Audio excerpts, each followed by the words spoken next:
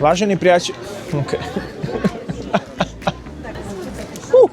Ahojte, moje meno je Ondrej Volker a toto sú chlapci slovenskí. Ja vás zdravím z Poľska, konkrétne z Krakova, konkrétne z tzv.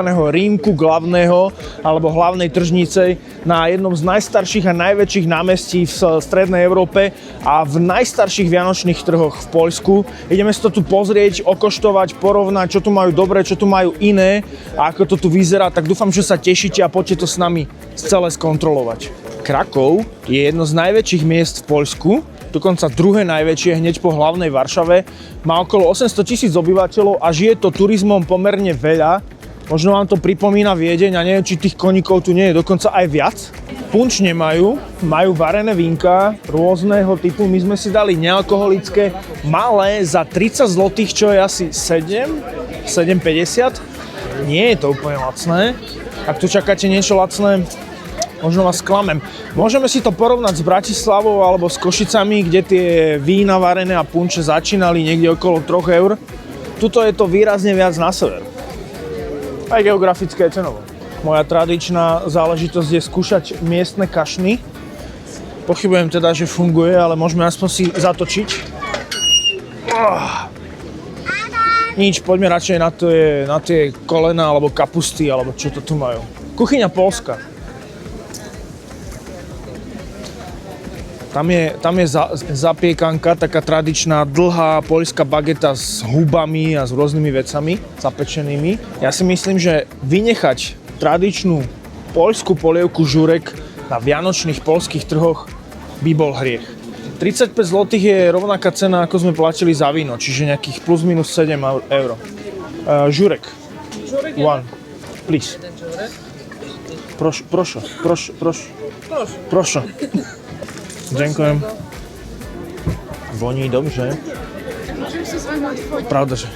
Ja si myslím, že malo by platiť pravidlo, že dobrý žurek nemôže byť zlý.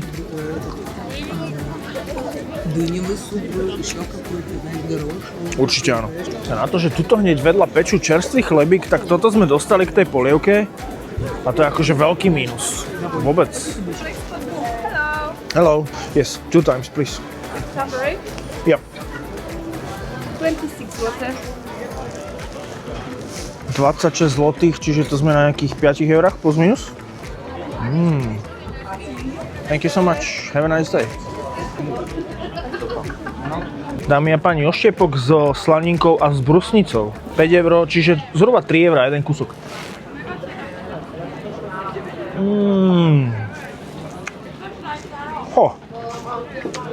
Tak toto si dajte. Hej, toto môže byť. May I have one of these with this? Yes. Together? Yes. Big or small? Oh, medium. Like this? Yeah, it's okay.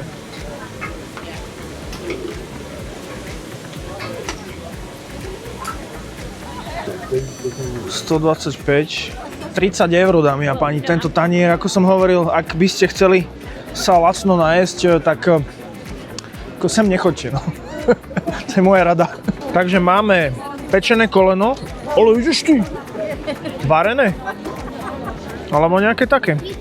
A kapustička. Dokopy, ako sme hovorili, 30 eur, takže nie je úplne lacná záležitosť. Dúfam, že to bude za to stať. Húfe, faj. Ale áno. Nič dobré. Ako žranica za 30, ktorá vás neurazí a hladní nebudete. Za mňa OK. Posledná vec, ktorú by ste absolútne nemali vynechať, tak sú tieto pierogy poľské. U nás by ste povedali, že sú to vlastne pyrohy, že to vlastne ukradnutá slovenská záležitosť, ale Poliaci si myslia úplne niečo iné. Takže máme takú degustačný, každá je iná. Mňa hneď napadá túto červenú si dať. Červená pieroga, vojdi do mňa, nesprav nič zle. Dáme ovocie. Tam sú jahody. Višne? Najlepšia vec, čo sme tu mali, bolo určite to koleno s tou kapustou. Toto je studené a nemám pocit, že to má takú kvalitu, ako keď idem v Poľsku niekde do reštaurácie. No tá polievka bola taká, že dajte si koleno s kapustou. Čo sme ešte mali? Jaj, a tie oštiepky, no tie boli absolútne top. Tak toto moji miestni sprievodcovia, tak my je miestni, ale sprievodcovia, ktorí tu už viackrát boli, hovorí, že toto je niečo, čo si nemáte dávať.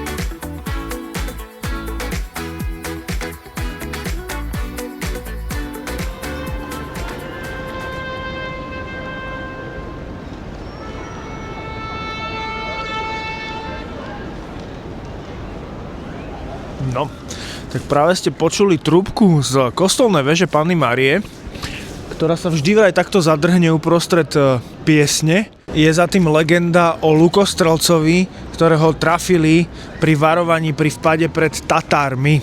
Tak toto je. Toto námestie, na ktorom sa v Krakove nachádzame, na tom hlavnom, je veľmi typické pre vlastne také stredoveké mestá, aj hlavne pre ten Krakov. Je štvorcového tvaru a vlastne do kolečka sú terasky, v strede je taká jaká tržnica a sú tu dve veže, alebo jedna väža a jeden kostol. A poďme sa teda pozrieť, že ešte za koľko sa tu dá nájsť v týchto ohňom vyhrievaných teraskách. So, welcome to the Sweet Home, guys. And definitely today I will be showing 30 zlotých je koľko? interesting. 6, 8, 7 euro, jedno veľké pivo. But my friends, the main thing for you, not the dare. The main No, I thing is just the want- history about this building. Yeah. And right now I will show it for him, just in case what's going on right here. Okay. Are you ready? Okay. Let's go. Feel this vibe, my friends. Everything here is still on this, like in the 13th century. Because this tower stayed here more than 700 years, bro. Couple seconds. Right. There's our previous Hello. waiters, you know, like. So, my friends, try to open this door, feel this vibe. Okay. It's also from 20th century, right? Yes. Okay. So, my friend, welcome to the Sweet Home, my friend. So, very heavy door, you know. Imagine that. A teraz sa nachádzame vlastne v tej veži, hej? Ako vlastne táči na tom You know what námestí. we're going here? No, We was cutting it's the from heads here. campfire. Oh, heads. Okay. You know? No, maybe next. Definitely not yours, you know? No? For our guests who will be don't pay the bill, you know? Sekali hlavy ešte v takom nejakom 13. storočí a že to robia dodnes tým, čo nezaplatili účet.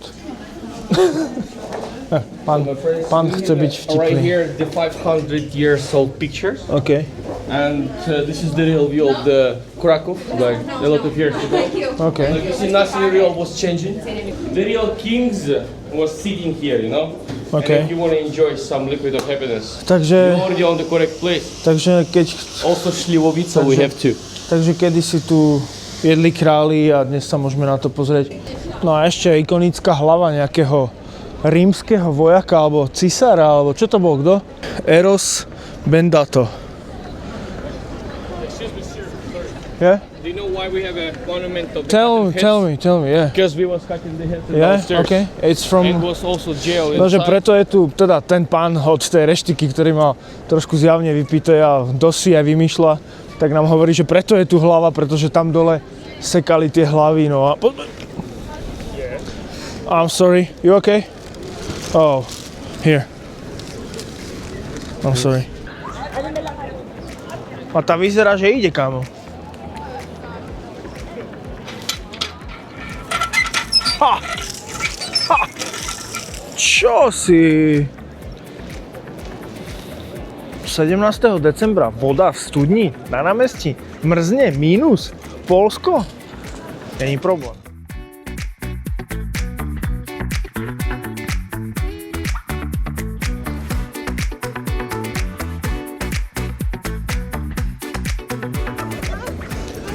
Priatelia, to bude z Vianočných trhov v Krakove z Poľska za nás všetko. Napíšte nám prosím dolu do komentára, aké máte vy skúsenosti s Vianočnými trhmi, kde vo svete ste boli, kde na Slovensku ste boli, kde v zahraničí, kde to je lepšie a kde to je horšie, povedzme ako u nás alebo u vás. No a nezabudnite dať like na video, ak sa vám páčilo, ak tam máte tlačidlo hype, tak už aj môžete vyhypovať alebo teda vychváliť po slovensky. No a samozrejme odoberajte náš kanál Chlapci slovenskí, budeme sa tešiť. Toto bol Ondrej Volker z Krakova z Poľska. Ahojte. No a posledných 20 sekúnd vo videu vždy máme odložených na našich podporovateľov na Hero, takže ak by ste nás chceli podporiť, tak je to možné na Hero, konkrétne na adrese herohero.co/hsk, Ch ako chlapci, SK ako slovenský. No a ja už zdravím Michael91, ďakujeme za podporu a Davida Stančíka, ďakujem tiež krásne. Ahojte.